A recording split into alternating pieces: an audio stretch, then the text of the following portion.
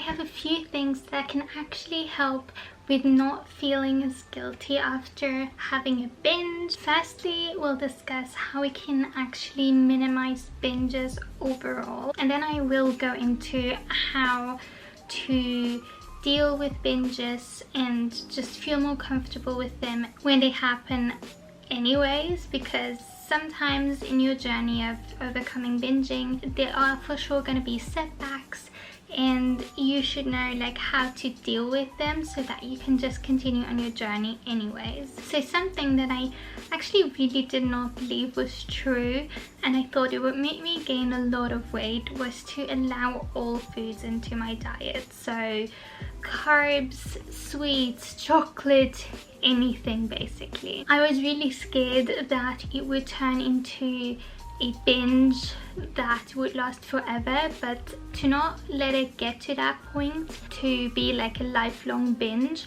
I calculated my maintenance calories, so basically the calories that my body needs to not gain weight, which for me was about 2,200 calories. I will leave a link in the description box where you can calculate your maintenance calories, and basically I will just tell you what I did after that exactly. Like I said, my maintenance number was at 2,200 calories, but it will vary from person to person. But for sure, you should never eat less than like 1,400 calories, because that's just really not sustainable at all, and it should not be where your maintenance is at.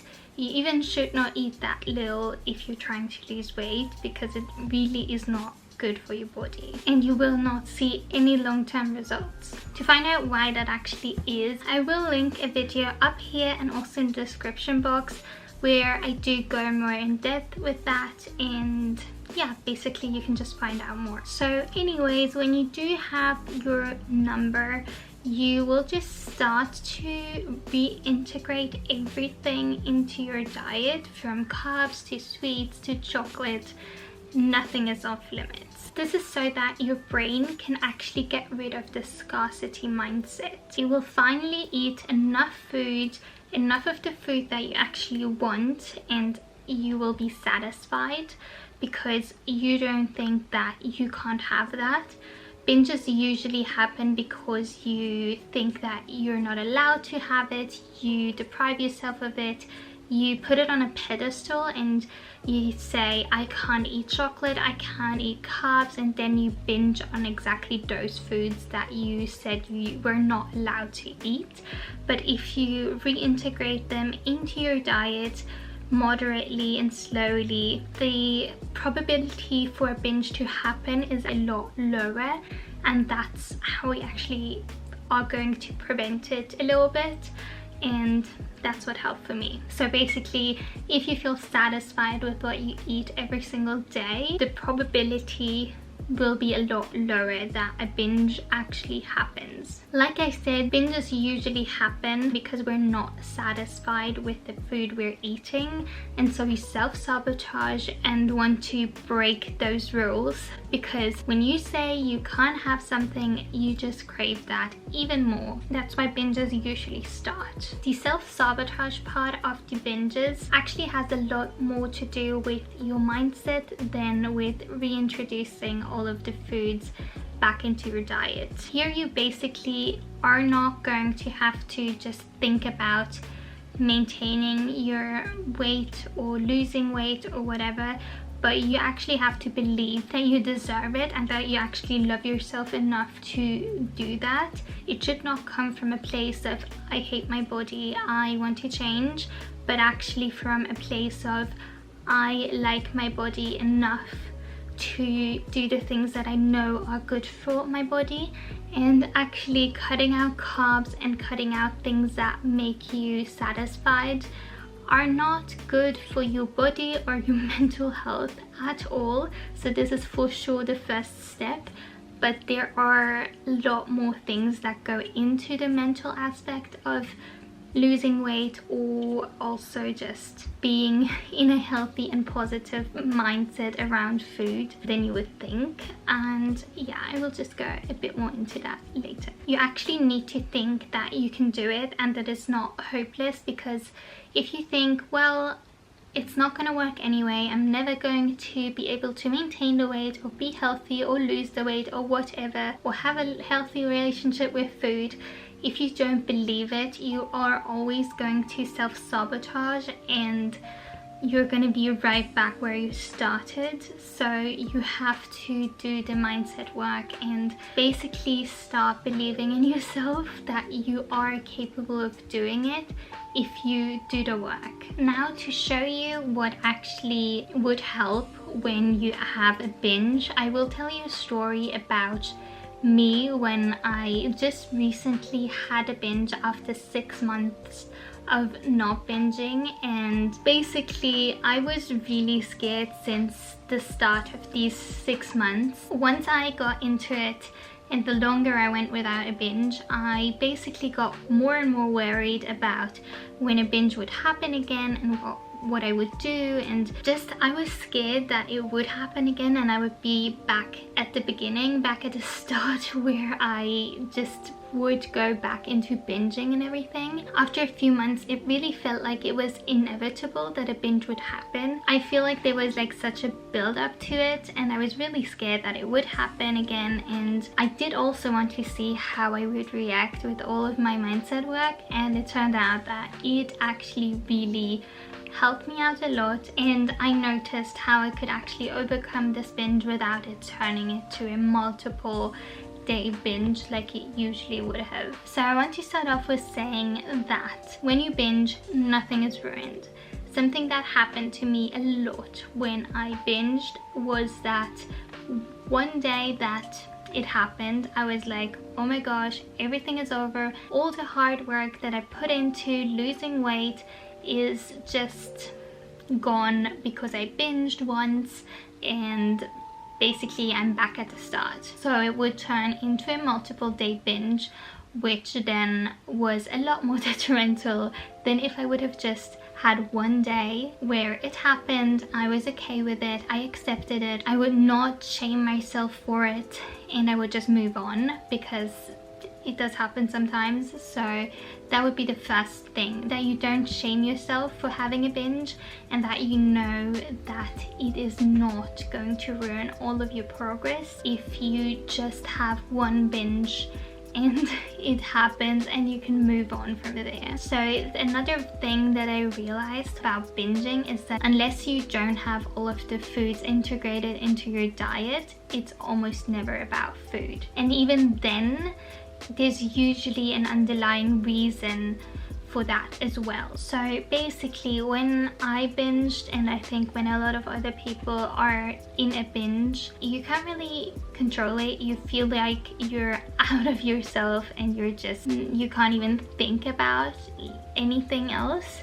But when the binge is finished and you would start blaming yourself and feeling horrible and everything, instead of doing that, ask yourself why it happened. I know it's kind of a hard question to answer in that moment, but try and go like really deep and ask yourself why it really happened, you were triggered, why you might have binged in that exact moment. Now, to bring up the example of my most recent binge, I sat in front of the TV and started eating almost everything I could get my hands on, and I really did not want to stop. In that moment, I really felt out of control and I felt like I could not stop eating. Later, my sister got home and I stood up from the TV and went into my room. So basically the change of scenery kind of got me out of the binge, I would say. It was kind of later in the evening and I was still supposed to go out with my dog on a walk, but I really did not feel like it. I would have skipped it that night and just went in the morning if it wasn't for like the decision that I made in that split second when I got into my room. Just a few moments before making that decision, I was already starting to spiral and think that everything was ruined. What would I even go on a walk for? It would not make up for my binge. It would not do anything. But I did go on that walk, but not to make up for the binge, not to burn the calories or whatever. It was just to get out, change of scenery again, and do something that I know will make me feel better. I never would have done this before. I got off my butt and got outside to walk my dog. It wasn't a long walk. Like I said, it was not to burn calories or anything like that, because first of all, it's a really bad mindset having to think that you have to earn your food, burning calories, whatever, that's another thing. But it was to show myself that I was worth it. It was worth it for my mental health and for myself, because I know it would make me feel better and I deserve to feel better. So that's why I did it. And if I would not have done this mindset work, I feel like I would not have been able to make that decision in that moment. But sometimes when you're more aware of your decisions that you can actually take, I mean, it doesn't have to be a walk or anything like that for you, but sometimes you know what is actually going to make you feel better in the moment. Recently I've also sometimes I've just had a headache or something or whatever, and I would just literally go outside on my balcony and be there for like 10 to 15 minutes and do literally nothing, and I feel a lot better. So sometimes you just know what's gonna make you feel better, and you just have to kind of figure that out.